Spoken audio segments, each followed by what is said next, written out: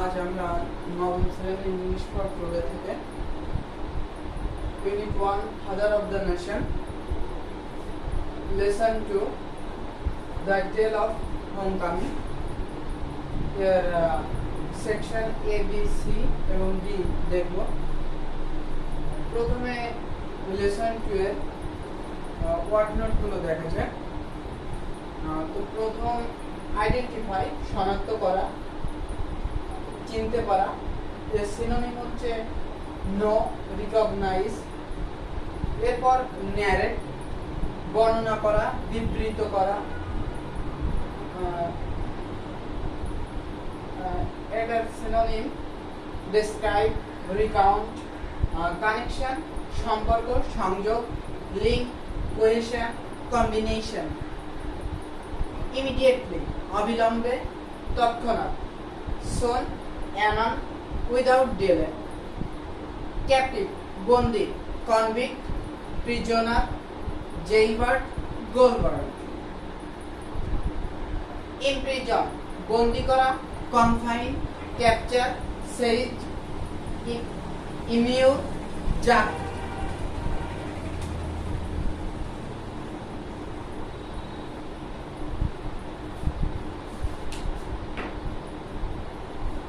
Awaiting, প্রতীক্ষমান, expectant, expecting, waiting for.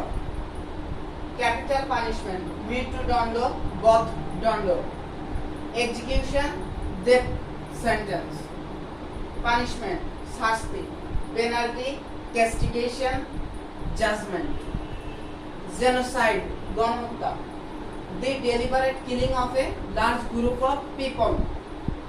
Trial, বিচার, judgment. Eminent, প্রসিদ্ধ, popular, famous, celebrated, memorable. এবার তোমরা তোমাদের English for today page number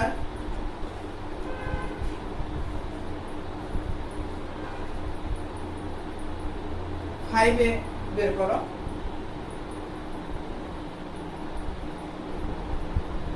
এখানে the tale of homecoming lesson title, নিচে একটা ফটোগ্রাফ দেওয়া আছে যার টাইটেল হচ্ছে Bangabandhu homecoming on 10 January 1972।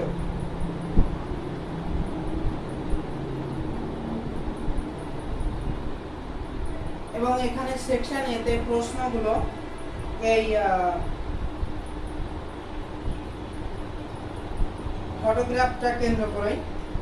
What do you see in the picture? In the picture, Bangabandhu and leaders of Awami League is on a truck and peoples or a massive gathering around them. Number 2, who do you identify in the picture? Bangabandhu and the leaders of Awami League and his sons also. Do you find any connection between the picture and the title of the lesson? How? Yes, I find connection between the picture and the title of the lesson. How? কিভাবে? The photograph is taken, বা যেহেতু এটা পূর্ববর্তী তাহলে past simple দেওয়াই উচিত। তাহলে the photograph was taken on the occasion of the arrival of home 10 January 1972.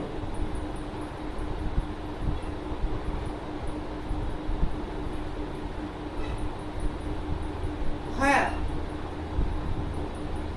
Bangabandhu was warmly greeted by the nations and his family as well as the then leaders of Awami League.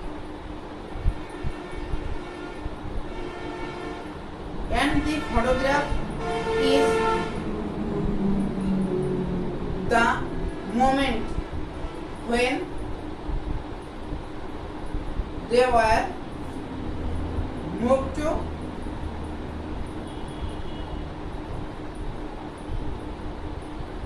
racecourse Maidan.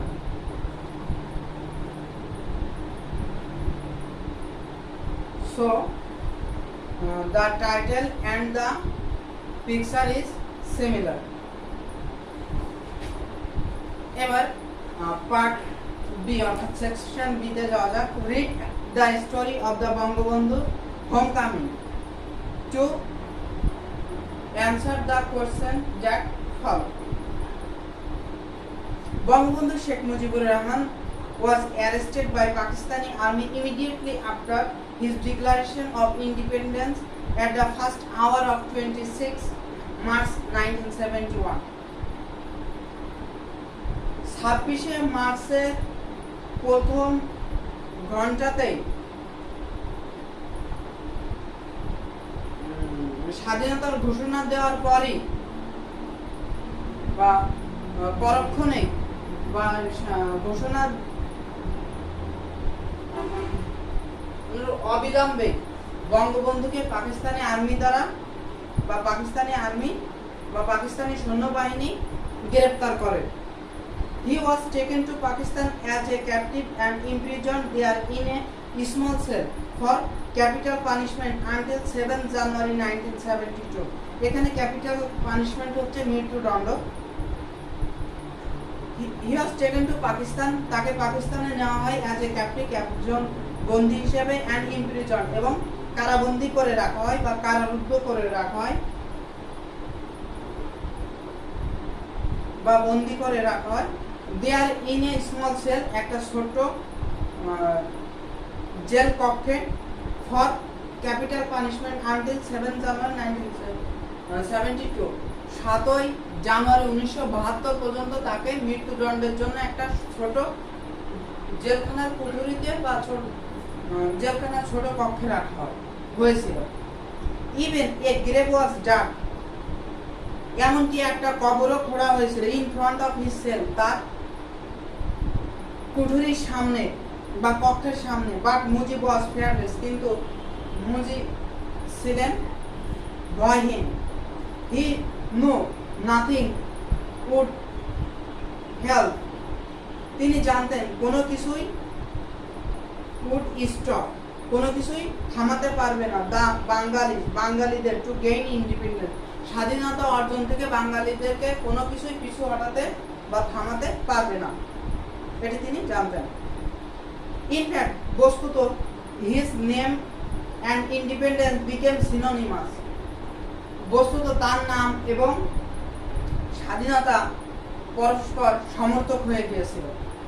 So the whole world, সুতরাং পুরো বিশ্ব ওয়াজ awaiting ব্রেথলেসলি,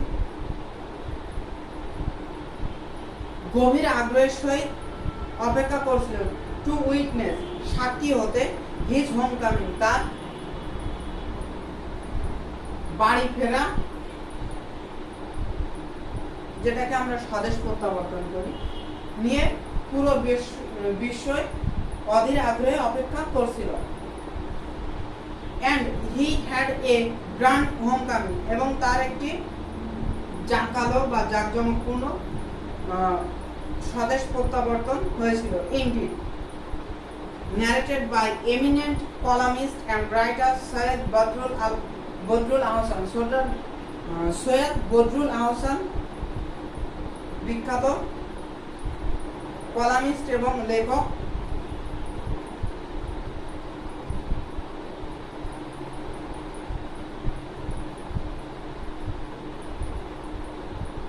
এর মতে তার একটা বড় ধরনের স্বদেশ প্রত্যাবর্তনই ঘটেছিল।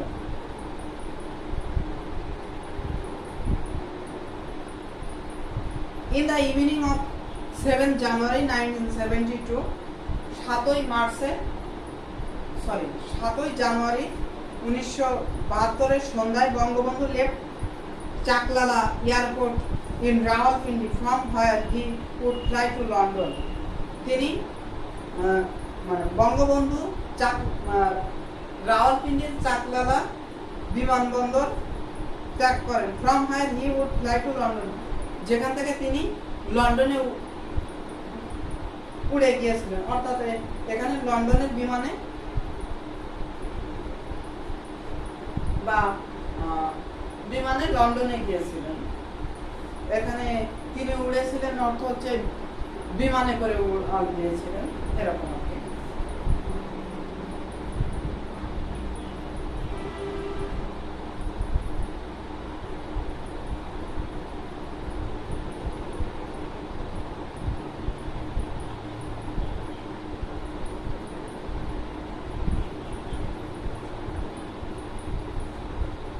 Nine months earlier he was brought to Pakistan. 9 মাস আগে তাকে পাকিস্তানে আনা হয়েছিল অ্যাজ এ প্রিজনার, একজন বন্দী হিসাবে, with little hope to return, যেখানে ফিরে আসার আশা ছিল খুবই ক্ষীণ। And now he was free to go home, এবং এখন তিনি বাসায় যাওয়ার জন্য বা বাড়িতে যাওয়ার জন্য মুক্ত। Pakistan as soon as the PI aircraft took up, যেই পাকিস্তানের PIA এয়ারক্রাফটটি উড়াল দিল, was finally behind him, Pakistan তার পিছনে পড়ে গেল, অর্থাৎ পাকিস্তান তার জন্য ইতিহাস হয়ে গেল। এখানে সেটা ইঙ্গিত করা হয়েছে। Early in the morning on 8 January 1972, 1972 সালে 8ই জানুয়ারি খুব সকালে Bangabandhu arrived at Heathrow airport, Bangabandhu Heathrow airport বা হিথ্রো বিমানবন্দরে আগমন করেন। News of Bangabandhu's arrival in London spread quickly, লন্ডনে বঙ্গবন্ধুর আগমনের খবর দ্রুত ছড়িয়ে পড়ল।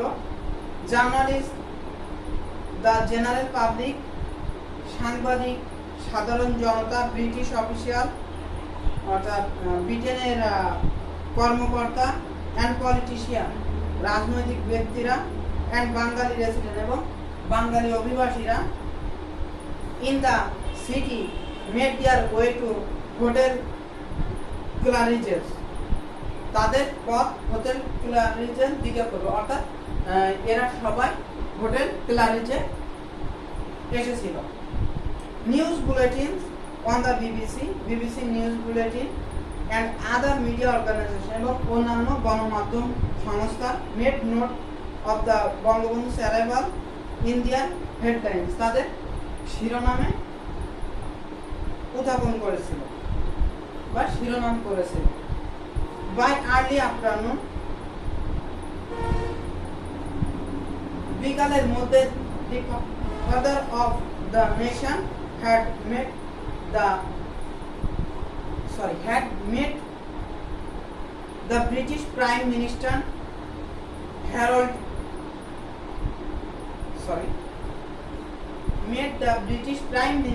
Edward Hart and leader of the opposition Harold Wilson. মানে বিকালের মধ্যে তিনি ব্রিটেনের প্রধানমন্ত্রী এডওয়ার্ড হার্ট এবং বিরোধী দলের নেতা হ্যারল্ড উইলসনের সাথে সাক্ষাৎ করেন। Then he called Dhaka and for the first time since his arrest by the Pakistan Army in March, he spoke to his family. এবং তারপর তিনি ঢাকায় কল করেন এবং সেই মার্চে পাকিস্তানে সেনাবাহিনী কর্তৃক তাকে আটকের পর তার পরিবারের সাথে প্রথম কথা বলেন। A long conversation then followed with Prime Minister Tajuddin Ahmed. এরপর তিনি তাজউদ্দিন আহমেদের সাথে একটি দীর্ঘ আলাপচারিতা করেন। The conversations with his family and with Tajuddin were emotional affairs. তার পরিবার এবং তাজউদ্দিনের সাথে তার কথোপকথন ছিল খুবই আবেগ ঘনিষ্ঠ। But he now had a clear picture of all that happened in his absence in Bangladesh. কিন্তু তার অনুপস্থিতিতে বাংলাদেশে কি ঘটেছে এলো তার একটা স্পষ্ট ছবি তার কাছে ছিল। It gave him, এটি তাকে দিয়েছিল immense pleasure, প্রচুর আনন্দ, knowing that he had truly liberated his people, এটি জেনে যে তিনি তার জনগণকে স্বাধীন করতে পেরেছেন। বঙ্গবন্ধু's opening words at the crowded news conference that evening at Claridge's was a touch poetic. বঙ্গবন্ধুর হোটেল ক্লারিজের বঙ্গবন্ধুর যে সংবাদ সম্মেলন ছিল সেটি ছিল মানে সংবাদ সম্মেলনের ওপেনিংটা অর্থাৎ শুরুটা বা তার শুরুর কথোপকথনের শুরুটা ছিল কিছুটা কবিতার ঢঙে বা কাব্য মিশিয়ে দেয়, কাব্যময় বলা যায় এটাকে।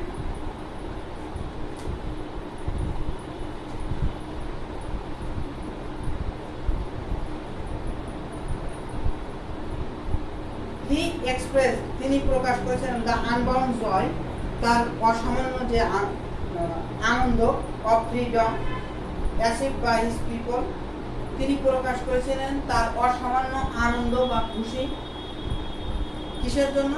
তার জনগণের স্বাধীনতা অর্জনের জন্য।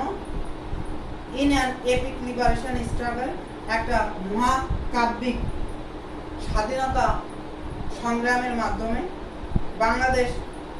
হি টোল্ড দ্য ক্রাউড, তিনি এই তার সামনে যে ভিড় ছিল তাদের উদ্দেশ্য করে বলছিলেন ওয়াজ এ reality and would fulfill its obligation as a part of international community. তিনি বলেছিলেন বাংলাদেশ একটি বাস্তবতা এবং সে আন্তর্জাতিক সম্প্রদায়ের প্রতি তার বাংলাদেশের যে মানে দায়িত্ব কর্তব্য সেটা পালন করবে বা পূরণ করবে। He made it clear, তিনি এটি স্পষ্ট করেছিলেন that those who were involved, যারা in different types of crimes including genocide would be tried by his government. তিনি ঘোষণা করেছিলেন মানে তিনি এটি পরিষ্কার করেছিলেন যে যারা যুদ্ধের সময় গণহত্যায় লিপ্ত ছিল তাদের গণহত্যা সহ বিভিন্ন ক্রাইম অর্থাৎ সন্ত্রাসী কর্মকাণ্ডে বা অসামাজিক কার্যকলাপে লিপ্ত ছিল তাদেরকে বিচারের আওতায় আনা হবে। বাইস গভর্নমেন্ট, তার সরকার তাদেরকে বিচারের আওতায় আনবে। এবার নাম্বার সিতে কিছু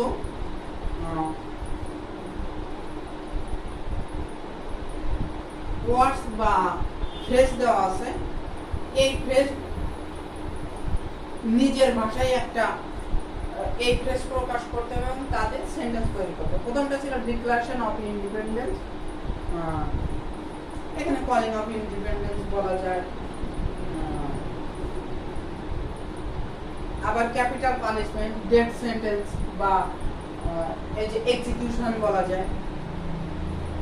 অ্যাওয়েট ব্রেথলেসলি, ওয়েট হাম্বলি বা ওয়েটিং হাম্বলি এটাও বলা যায়। Make their way satisfaction, make their demand fulfil এটা বলা যায়। Emotional affairs, full of emotions বা emotional incidents, emotional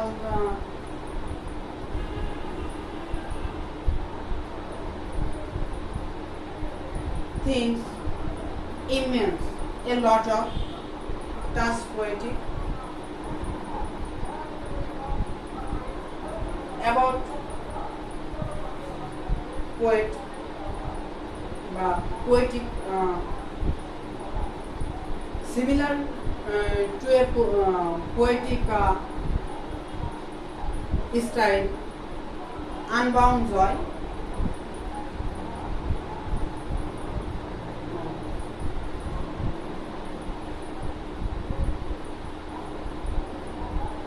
a lot of joy, genocide, killing of a group of people mercilessly.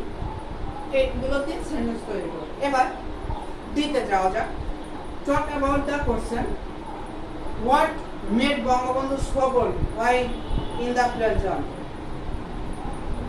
বঙ্গবন্ধুকে এত সাহসী করেছিল যখন তাকে গ্রেফতার করেছিল কোনটি? Bangabandhu believe that Bengali would be independent at any cost, even he is alive or dead. This sense made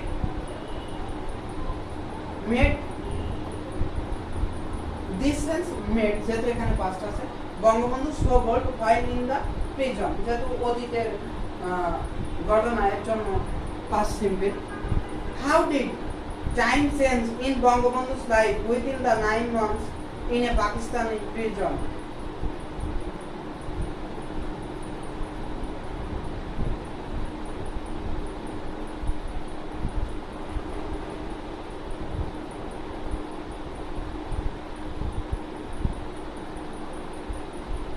এখানে পাকিস্তানি কারাগারে তার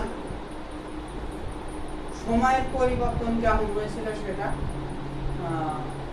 এখানে ধারণাটা কি সেটা এক্সপ্রেস করতে হবে তোমার। এটা এমন হতে পারে যে যেহেতু তারা অনেক ভয়ভীতির মাধ্যমে তাকে ইয়ে করছে, the threatening of the then Pakistani junta or Pakistani army make more strong, make him more strong.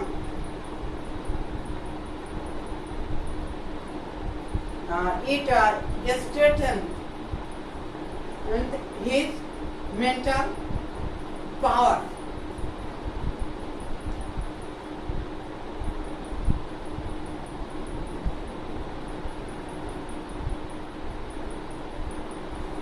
And within their threatening, he passed away his time.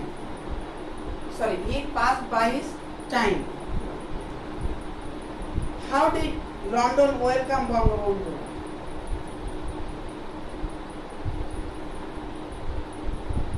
London welcomed Bangabandhu warmly.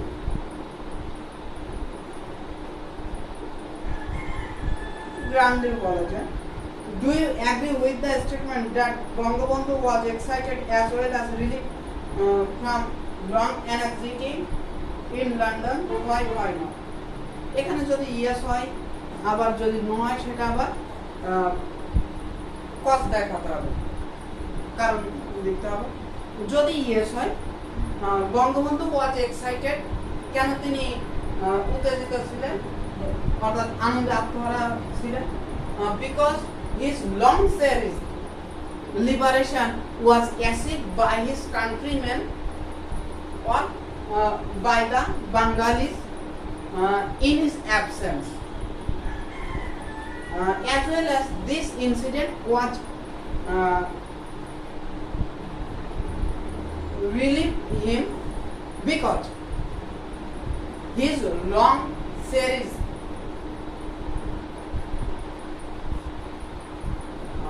independence was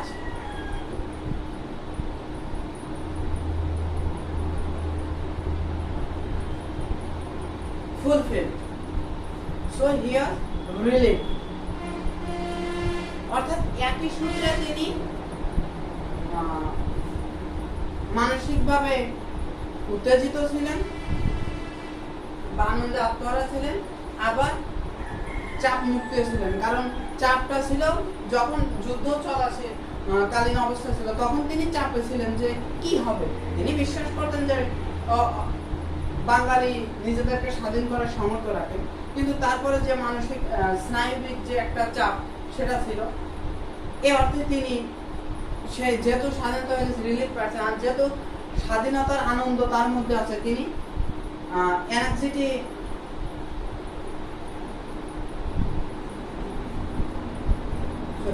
তিনি excited, অর্থাৎ আনন্দে তিনি excited, আবার ওই আনন্দের কারণেই তার যে মেন্টাল প্রেশার ছিল সেটা থেকে রিলিফ পেয়েছে। এটাই মূলত। তাহলে আজ এ পর্যন্তই। সবাই সুস্থ থাকো। আল্লাহ হাফেজ।